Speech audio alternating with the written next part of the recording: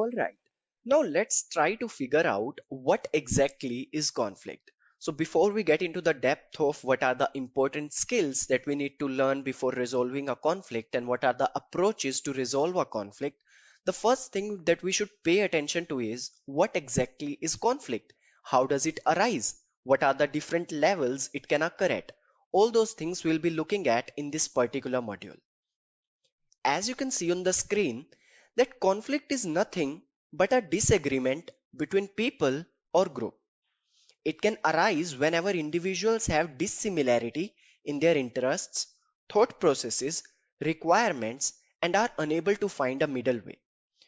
We all know that conflict is a part of our day-to-day life. We end up having so many conflicts due to so many reasons. For example, let's say we have a lot of conflicts with our parents, and the main reason behind that conflict is the age gap or the generational gap. We try to say something in a certain way, they take it in a certain way, and then they try to explain their situation to us, and we just can't get it.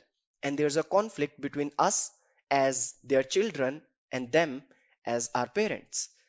And you can also think of a lot of other examples where you end up having a conflict with your friends or with your siblings or anybody. It can be at your workplace as well. Now, there can be various reasons. The main thing is we all are different. Our belief system is different. Our upbringing is different. There are certain things that you believe in. There is a belief system that you have. You have your own thought process. The way you work, that is different. And the way I work is different.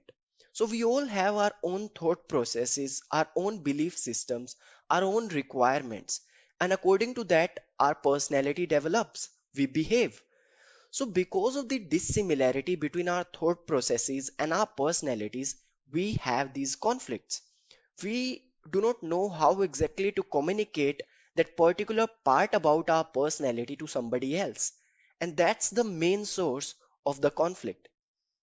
Generally, with our parents, the main source, as I told you, is age gap, generational gap.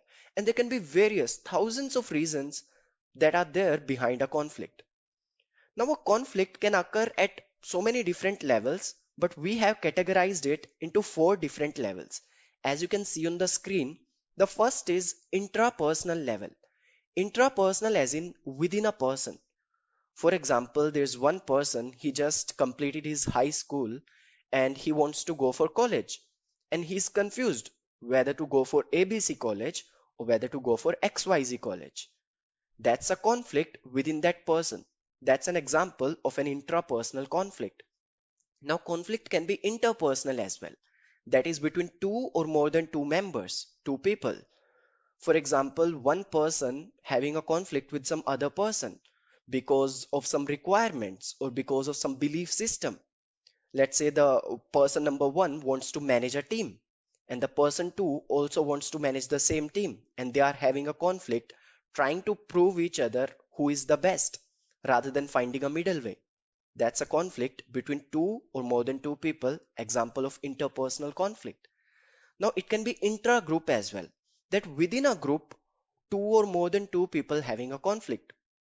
For example, let's say there's an organization and within the sales team of that organization, two members or three members are having a conflict. That is within the same group, they are having a conflict. So that will be intra-group conflict. It can be intergroup also, that within two separate groups, people are having conflict. Now, it can occur at various levels and due to various reasons. But the main funda, basic funda is the clash of interests. We all have different interests, different requirements, and because of which these conflict occurs.